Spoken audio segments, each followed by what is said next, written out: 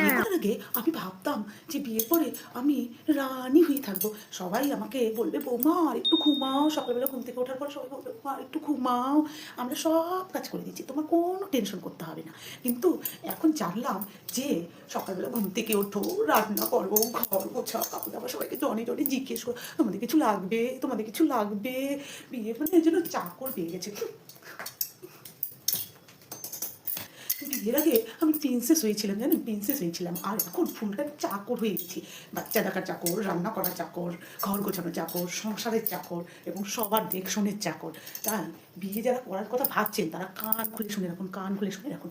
বিয়ে করা মানে 5টা চাকরিতে একসাথে জয়েন করা, একসাথে। কিন্তু এই চাকরিতে নো স্যালারি, নো ছুটি, অনলি ডিউটি।